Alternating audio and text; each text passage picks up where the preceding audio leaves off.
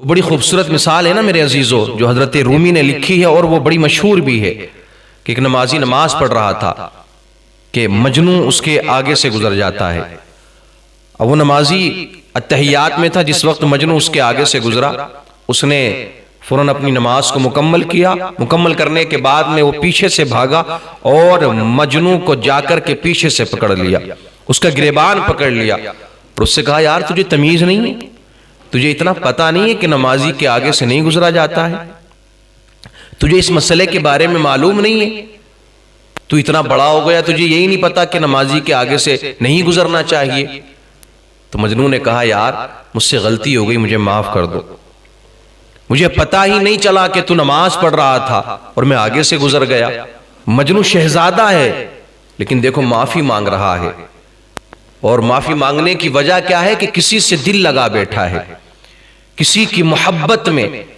اس طریقے سے جا رہا تھا کہ اسے اندازہ ہی نہیں ہوا کہ کوئی نماز پڑھ رہا ہے یا کوئی کیا کر رہا ہے۔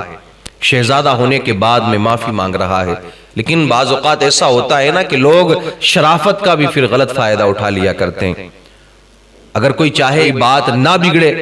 کوئی معاملہ آگے نہ بڑھے، بس بات ختم ہو جانی چاہیے کسی صورت سے، لیکن یار بعض اوقات نا یہ نمازی بھی بڑے اڑیل ہوا کرتے ہیں۔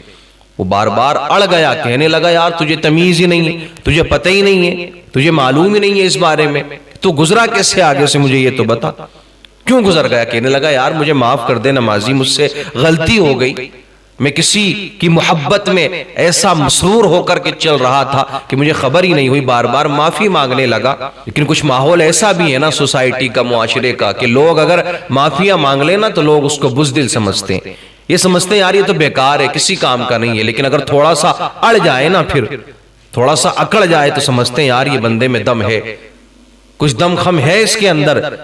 لیکن میرے عزیزو اس کا مطلب یہ نہیں ہے کہ ہمیں معافی نہیں مانگنا چاہیے، معاف نہیں کرنا چاہیے، لیکن وہ نمازی بار بار یہی کہتا رہا کہ یار تو گزرا کیسے، تو آگے سے نکلا کیسے؟ تو اس نے کہا کہ یار ٹھیک ہے جب تو مانتا نہیں ہے، تو اب وہ عاشق تھا نا تو اس نے عاشقوں والی بات کر دی،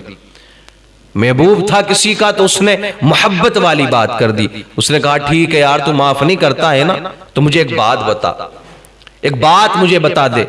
چل ایک سوال کا جواب تو مجھے دے دے کہ میں تو عورت کی محبت میں، عورت کے عشق میں ایسا جا رہا تھا، ایسا چل رہا تھا کہ مجھے خبر ہی نہیں ہوئی کہ کوئی نماز بھی پڑھ رہا ہے، لیکن یار یہ تو بتا تو کیسی نماز پڑھ رہا تھا، تو کون سی نماز پڑھ رہا تھا، یہ کیسی نماز پڑھ رہا تھا کہ تو نماز بھی پڑھ رہا تھا اور تجھے یہ بھی خبر ہوئی کہ تیرے آگے سے کوئی گزر رہا ہے۔ اللہ اکبر کبیرہ، عاشق والی بات کر دی نا میرے عزیزو۔ جب اتنا کہا نا تو وہ نمازی خاموش ہو گیا، پھر کوئی جواب نہیں تھا نا اس کے پاس میں۔ تو رب کے عشق میں کیسا تھا کہ مجھے بھی دیکھ رہا تھا؟ چل میں تو کسی دنیا دار کی محبت میں جا رہا تھا، دنیاوی محبت میں پڑا ہوا تھا، لیکن یار تو اللہ کے عشق میں کھڑا تھا نا، اللہ کے لیے تو کھڑا تھا، اللہ کے لیے سجدہ کر رہا تھا، نماز پڑھ رہا تھا، تو رب کے عشق میں کھڑا ہوا تھا، تو یہ کیسا عشق ہے تیرا کہ نماز بھی پڑھ رہا ہے اور سب کچھ دیکھ بھی رہا ہے؟ مالک حقیقی کی محبت میں تیری نظر میرے اوپر کیسے پڑ گئی؟